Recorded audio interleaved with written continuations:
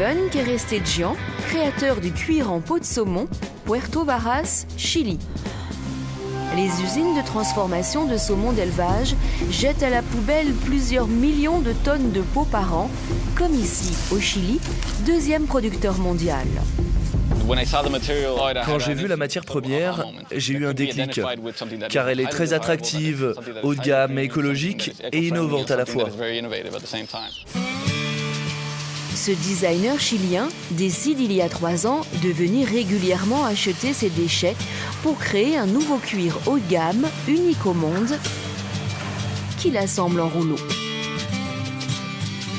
Ce n'est pas seulement exotique et esthétique, mais c'est aussi très résistant. Les produits faits à partir de ce cuir dureront longtemps. Son produit phare, des chaussons en laine avec des semelles en peau de saumon, tricotées et assemblées par une trentaine de femmes au foyer, dans le respect des valeurs écologiques et sociales. Nous établissons une relation d'égal à égal avec les artisans. Nous ne les considérons jamais comme des employés ou simplement de la main-d'œuvre.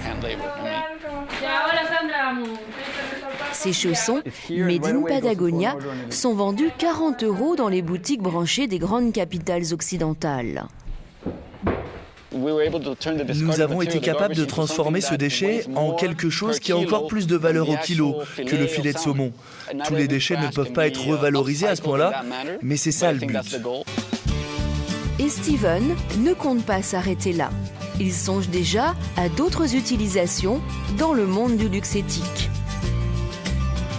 Alors, prêt à faire deviner à vos amis l'origine du cuir que vous portez ?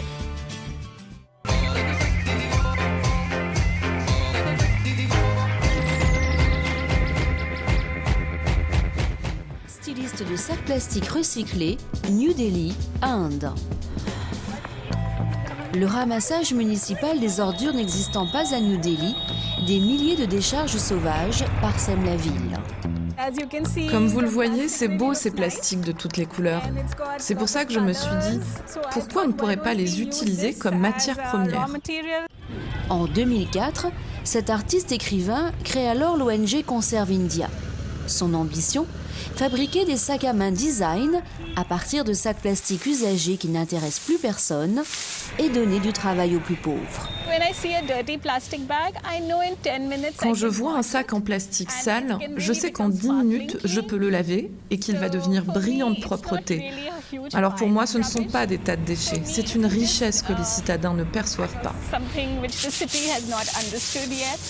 Une fois lavés et triés par couleur, ces sacs plastiques sont fondus pour donner naissance à une matière première unique au monde, dont Anita et son mari gardent jalousement la recette.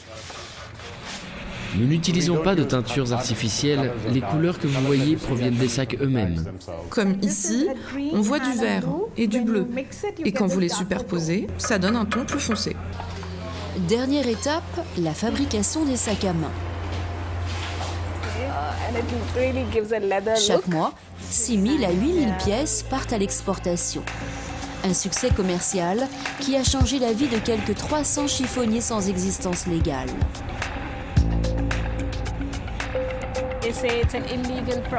Ils disent que c'est un projet illégal, que nous travaillons sur des terrains privés avec une communauté sans existence légale. Alors si on arrête ces gens, on peut avoir de très gros problèmes. Alors, prêt à porter en bandoulière une cause qui est loin d'être réglée ?